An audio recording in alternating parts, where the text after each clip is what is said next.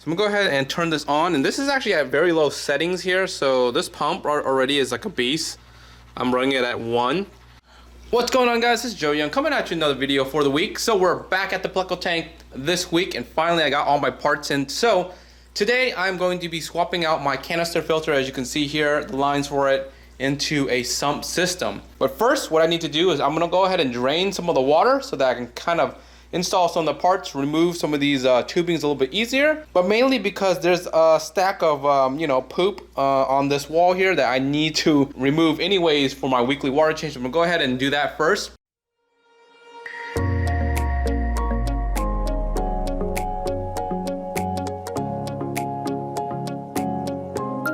Alright, so got the water change removed. So the next part is removing all my filter down here. I'm removing my UV sterilizer from here and also the pump so I can make room for the sump down here.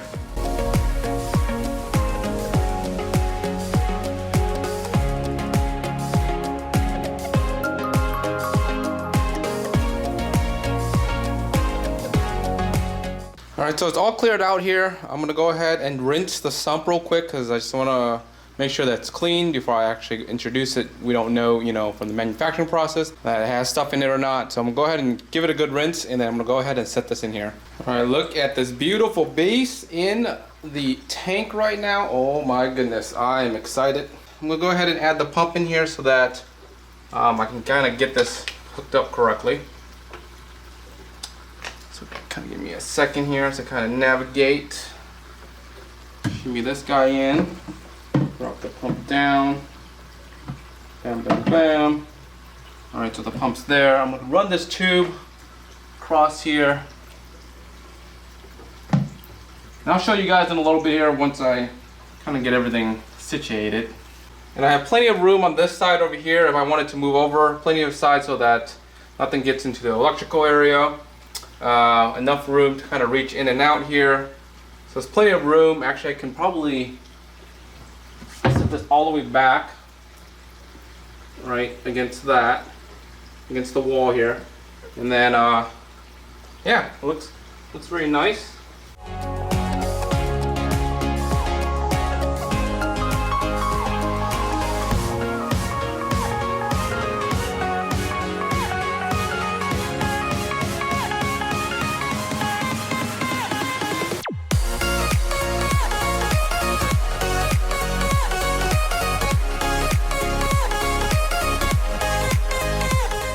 The setup of the sump is pretty much done. What I'm actually doing right now is I'm actually filling up the tank here and actually testing for leaks. So I went ahead and actually started the siphon here with this air lifter. The siphon started and actually is going down. So what I'm doing here is I'm actually just feeding the water to here so that I can over siphon to here to just check for leaks down here to make sure there's no leaks. It's going down here. And it's coming right down here. So the only thing was this tube was slightly longer for this setup. If I gotten maybe like a 2-foot tube, I think it would have been perfect. But I got a 3-foot just in case, and it's not terrible. The loop is just like very slightly up there. I did not glue this part here. So this is actually just straight fitted. The one reason why I chose to do it that way is because this hole over here is pretty small. If I did some sort of glue, it will kind of be permanent, and I think this just straight fit here will actually work just fine. Under here, the water's filling up. It's overflowing into this here. This is going to fill up. This is going to fill up eventually, and then I'll turn on the pump to kind of siphon it all the way through. The pump's hooked up over here. I'm going to put in some media once it starts running a little bit, but we have the tube that goes up here. I have a couple of just zip ties just to hold this in place. I also clamp this, and then again I'm gonna have to check leaks once the pump is running here, and then it's gonna go up here and then out here. The water line is gonna be somewhere up here, so I'm gonna kind of put this a little bit higher than what it is so that when the power goes off or whatever, it doesn't like reverse siphon a bunch of stuff.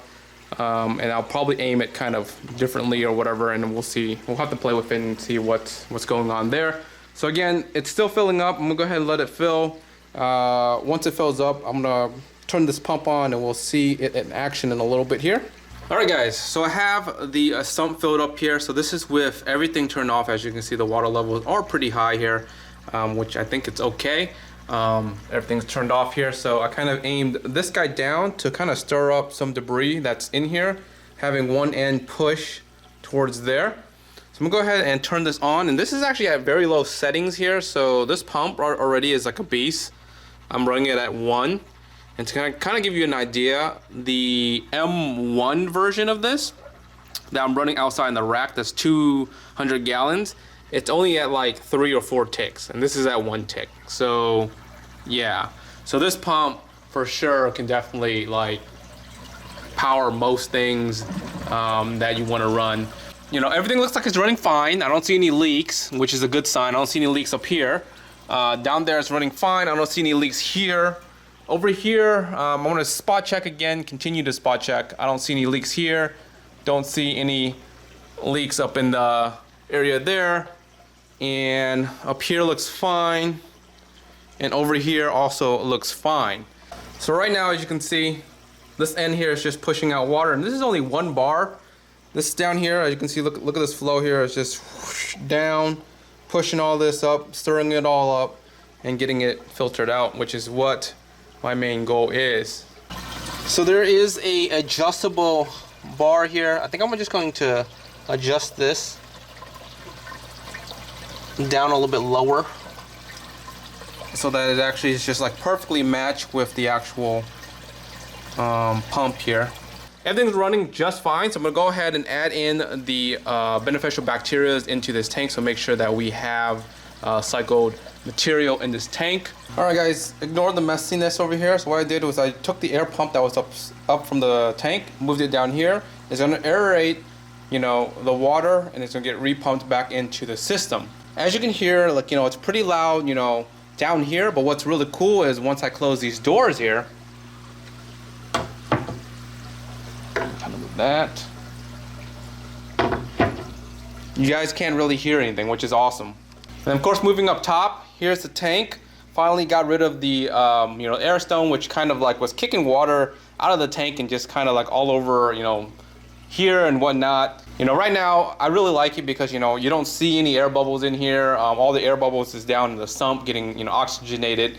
You know, this is very basic, simple. It looks like it's very, you know, not a lot of movement in the actual flow, but as you can see here, a lot of flow coming down, a lot of flow going across. I really like the current setup of this. It's really peaceful. It looks like it's graceful in the actual Pleco tank. All right, guys, I hope you guys enjoyed this week's update on installing the sump for the new Pleco tank. If you have any questions, make sure you leave them below. And like always, until next time, guys, peace.